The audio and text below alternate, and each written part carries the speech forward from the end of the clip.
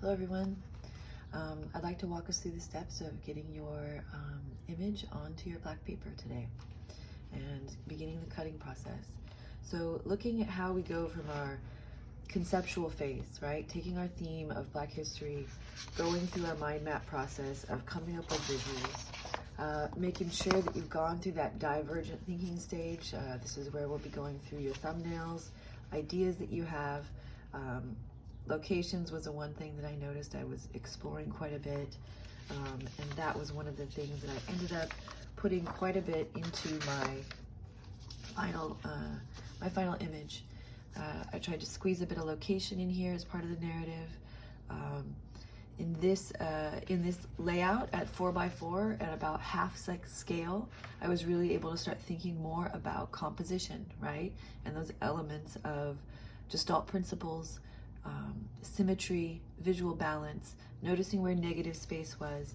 In this one, what I noticed, and this is part of the revision process and why we trace this and draw this multiple times before we cut paper, because you start to see things as they lay out. I really like the amount of space that these hands take up, that there's simplicity within the hands and there's a large amount of empty space, and then there's complexity down in these other areas. I like that contrast of complex to simple. What I didn't really like about this was that my star was pretty minimal and front and center was just a bunch of stairs pointing at us. So when I revised, I kind of wanted to send it more towards Aaron Douglas in the water here, and bring that star down a bit. So this is my final enlarged version. And this is the stage that you need to be at before you think about getting to black paper, right?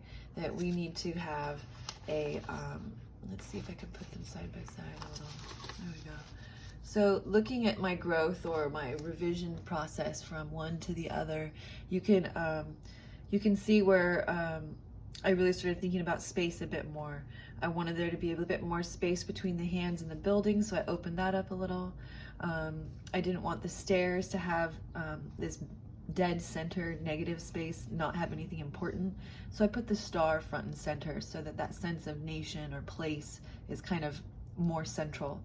And that way the stairs leading up to Supreme Court and the justice scales is, you know, a little more conceptually, hopefully connected. I also wanted the feeling of pollution from the factory, or, you know, the associations we might have with rioting, with protests, those sorts of things. I wanted that to come into play, so that there was, you know, it might feel a bit more genteel and soft on one side, and as we get closer to the actual justice, it gets a little bit more violent or broken up, dissolving, yeah. And making sure that you start to think in terms of areas of value rather than thin lines, okay? There's only a couple of places that I've allowed there to be thin, small lines. This is one spot here, right? There's another over here in my cross. One thing that I've done though is that I've tried to make sure that there are large pieces that are all touching each other. I've gone in and I've connected my blacks to each other, my areas of dark. That way, when I'm working, as I'm cutting, as long as I don't make too many mistakes, the majority of this piece down here is all intact, right? All of this black paper, when I cut it out, will be connected, as well as all of this black paper will be connected in one piece. And this black paper will also be connected in one piece, so that when I'm cutting, these things are easier to lay down onto the other side, okay? So we're gonna be talking and getting ourselves to this place together in Zoom and via Harmonize, and you're back and forth with your drawings. So this is the place that I need you to get to. I used a pencil. You can also think with a Sharpie in terms of black and white, but filling in your black area is a stage I will need to see before you transfer, because it's necessary in order to create your map. So we're going to talk about that right now. How do you get your drawing from its sketch phase onto your black paper? Yeah, And how do we create a map so that you know exactly where the other side goes? You're going to need to use a light table or your window or your monitor or the app that I mentioned, Trace Table app. You can take a photo of your work and then you can trace it from the app, so that could work too. So I'm gonna pull out my tracing table, turn off my light. Oh, first thing, how to align your paper, yeah? And how to trace. Now I've noted that this is the front of this page, right? It's a little silly, you might not think you need to do that, but later on when we are on a tracing table or you're arranging your papers, you're gonna wanna remember what side is what, yeah? Now I took a second sheet of sketchbook paper, of grid paper, and I placed it, let me see, sorry. I turned this image front side down, and then I placed this on the back side, okay?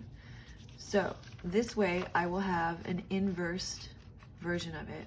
I also like to use a little bit of washi tape and to tape these together so that there's a bit of a hinge so I can check my work, and so that my work also doesn't, okay, it's probably on my arm. There it is. Caught it on my sleeve. So that this stays registered and aligned. Yeah, we really don't want any slipping. I love washi tape because it comes on off and on so nicely. Hopefully it goes back on. Maybe it's lost its stick. Okay. So making sure that your two sides are hinged together with some tape. And on the back side, you're going to be tracing the inversion. I'll show you how I did this. I brought in a tracing table. And with this tracing table, I was able to, I'm gonna do this, sorry. So with this tracing table, right, I'm able to see the backside. I'm able to see through it. And what I'm attempting to do here is wherever there is white, I have outlined it and sketched it in with graphite so that I have a full understanding of what this will look like inversed, okay? So I went through, I noted all of these areas, and there's a little bit more happening up in the cloud movement. One area that I need to get more clearly is on the edge over here, the star and the steps. I had trimmed all the way to the edge, so I want to make sure that my image goes all the way to the edge as well. There we go. Okay.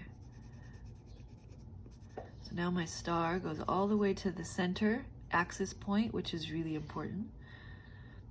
And my water also goes to the center. Great.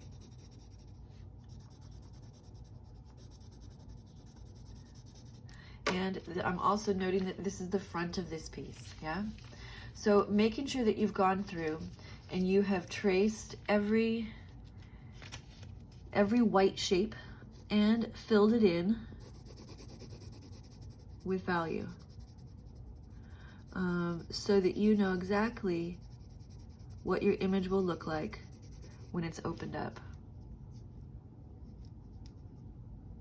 Now, I don't know how much of my light table you're able to see with this recording, but knowing that that light table and tracing is a really important part of this.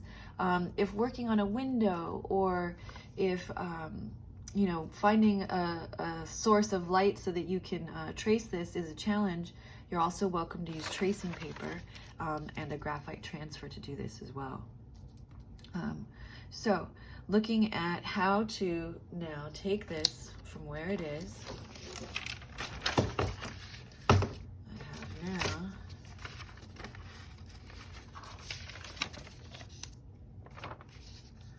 so let me go back with my light. Oops, sorry. So now, hopefully it's pretty clear exactly what my image will look like. Remember, it will be mounted to our Bristol paper.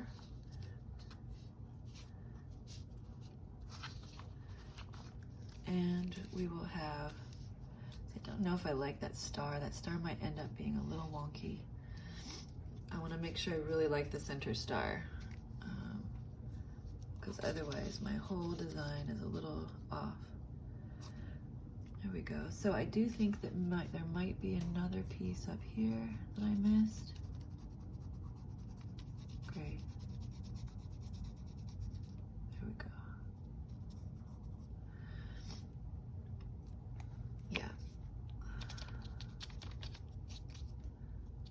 Okay. So looking at how we can now get our image over to your Bristol paper, to your black paper, yeah? You want to make sure that you have a X-Acto knife that is sharp and ready to roll. I have a soft graphite pencil over here that I like to use on the back side of work. You can also just use a regular pencil, but these are pretty much the materials that you might need.